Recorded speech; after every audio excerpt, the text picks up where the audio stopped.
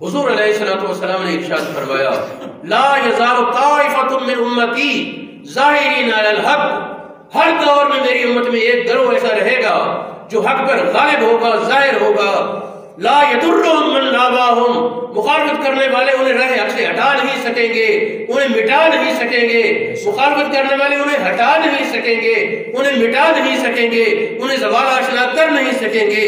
اور یہ حدیث متواتر ہے، نبی پاک کی 19 صحابہ سے روایت ہے۔ سبحان اللہ سبحان اللہ سبحان اللہ۔ ہر دور میں بعض لوگوں میں اللہ رب العالمین نئے سے نئے لوگ پیدا کرتا رہے گا جو دین کا کام سنبھالے، پہلوں سے بعد والے علم اخذ کرتے رہیں گے، پہلوں سے بعد والے فیض لیتے رہیں گے، وہ آگے پھیلتا رہے گا، وہ آگے سلسلہ چلتا رہے گا۔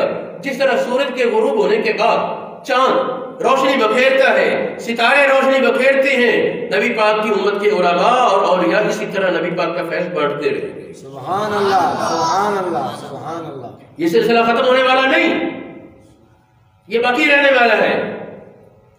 نبی پاک نے فرمایا مثل امتی کمثل المطر، میری امت کی مثال بارش کی طرح ہے، لا یدری اولہ خیر من اوسطہ ام آخرہ، اور کما قال، کوئی نہیں کہہ سکتا پہلا حصہ زیادہ مفید تھا، درمیانہ یا آخری، سب خیر ہی خیر ہے۔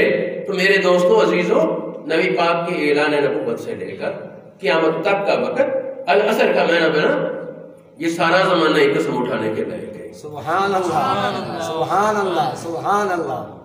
العصر کا ایک اور معنی تھا زمانے کی ابتدا سے لے کر آدم علیہ السلام سے پہلے شروع سے انتہا تک پورے زمانے کی قسم، یہ بھی ٹھیک ہے۔ ایک حدیث پاک سنیں، مشکات المصابیح بھی ہے اور کتابوں میں ہے، حضور علیہ السلام نے فرمایا اللہ رب العالمین فرماتا ہے یسبنی ابن آدم، مجھے آدمی گالی دیتا ہے، آدم کا بیٹا گالی دیتا ہے، اس کا کوئی حق نہیں مجھے گالی دے۔ صحابہ نے کہا یا رسول اللہ یہ کیسے ہو سکتا ہے، اللہ پاک کو گالی دے؟ فرمایا وہ زمانے کو گالی دیتا ہے۔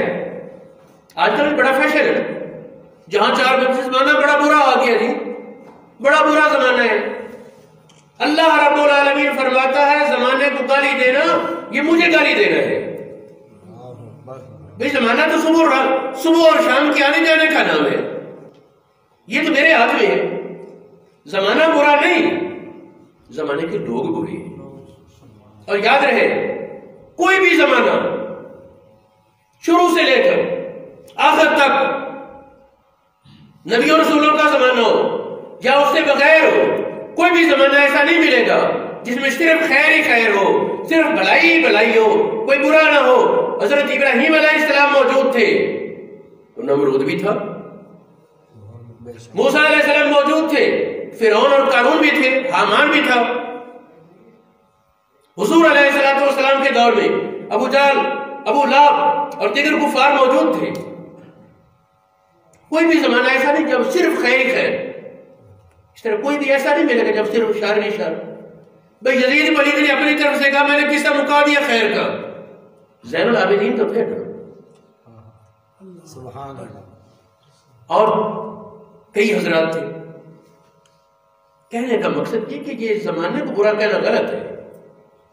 ہر دور میں شروع سے چلے آگے چلتے ایک حدیث پاک ہے، حضرت نوح علیہ السلام کے بعد سے لے کر ہر دور میں کم از کم 7 لوگ ایسے ضرور رہے،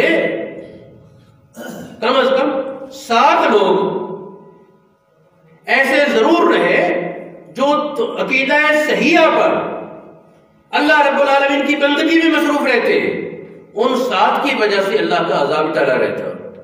سبحان اللہ سبحان اللہ۔ ہری ٹہنے کی وجہ سے کچھ درخت کاٹا نہیں جاتا۔ فرمایا کہ 7 لوگ، یہ نوح علیہ السلام کے وقت سے لے کر اور اس سے پہلے تو نوح علیہ السلام خود موجود تھے، ان کے آباء و اجداد موحدین موجود تھے، بعد میں ایک نہیں، کم از کم 7 تو ہر دور میں تھے، زیادہ ہو جاتے، کم نہیں۔